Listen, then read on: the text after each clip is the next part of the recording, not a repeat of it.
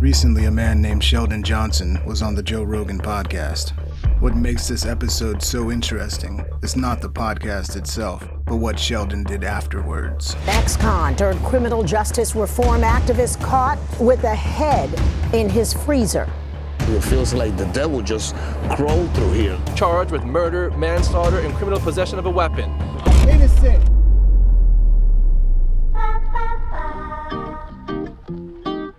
On the surface, it really seemed like a beautiful story about a man who turned things around and was now getting a second chance at life. He was a victim of a brutal justice system that sentenced him to 50 years behind bars, all for merely robbing two guys who owed him money. As far as I was concerned, his jury was even. So I robbed him, and I took his jury. And he got hit in the head with the gun right here on the side of his head, and he got 2 stitches. And they gave me 25 years for that case. For 2 stitches. 2 stitches. Jesus. 2 stitches? Wow, that's almost unbelievable. Why would they do something like that? You don't happen to be lying, do you? You wouldn't lie. I mean, look at that face. That's not the face of a liar. That's the face of an absolute angel. Another guy that I ran into, he also owed me some money. Reading in between the lines and outside the margins without really going into all of the details, I robbed him because he owed me $7,000. Did he get physically hurt? No, he didn't get touched. Got roughed up a little bit, but there was no physical harm, nothing. Well, he's not lying about this one. He never touched the guy.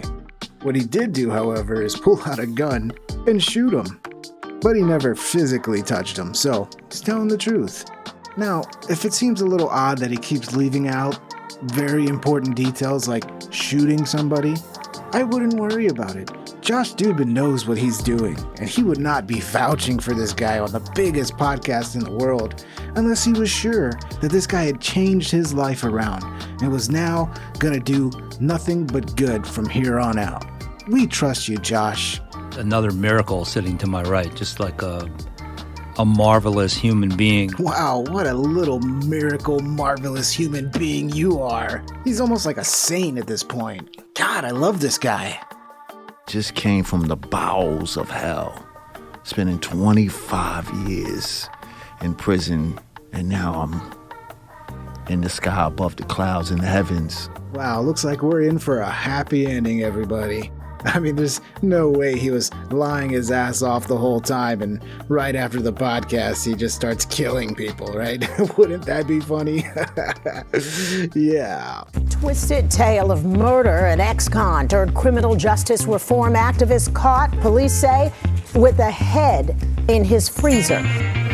Well, police say Johnson's life of crime apparently was not over. He is accused of shooting 44-year-old Colin Small in the head and then dismembering his body. Inside the apartment in the High Bridge section of the Bronx, a law enforcement source telling me they found a man's torso and foot in a plastic storage bin. It feels like the devil just crawled through here. Last night, investigators say they found the victim's head and legs in Johnson's freezer. The tenant of the apartment, he came in, he never came out.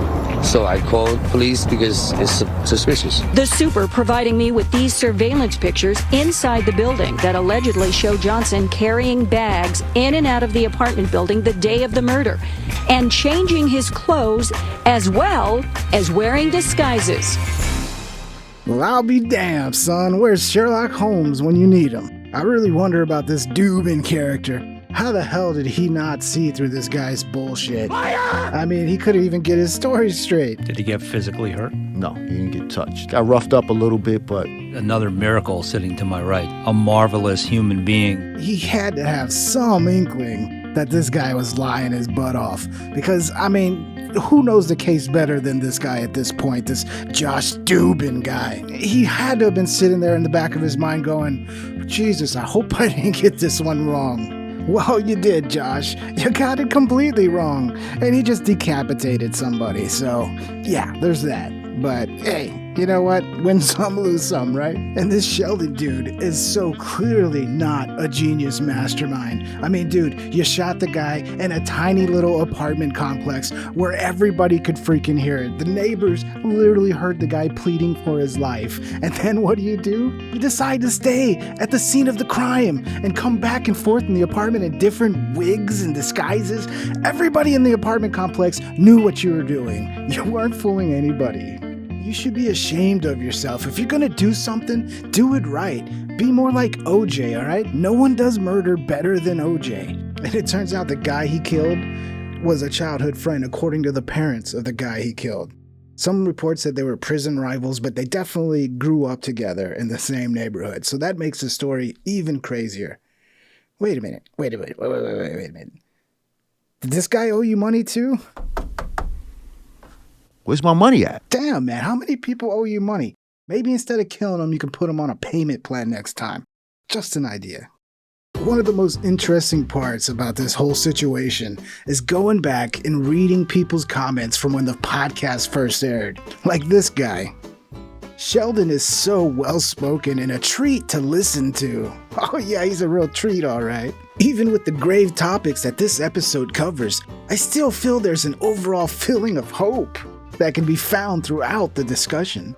Since it doesn't appear that Sheldon will be discontinuing his outreach work anytime soon, it seems that he's ready to roll his sleeves up on an issue that recently caught his attention.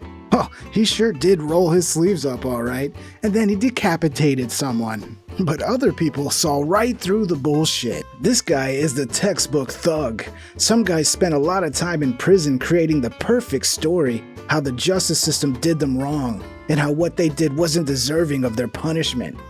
Josh Dubin purposely obfuscates the truth in the beginning when he makes it seem like Sheldon got 50 years for a battery where someone only got 2 stitches, but fails to mention the circumstances in Sheldon's previous criminal history.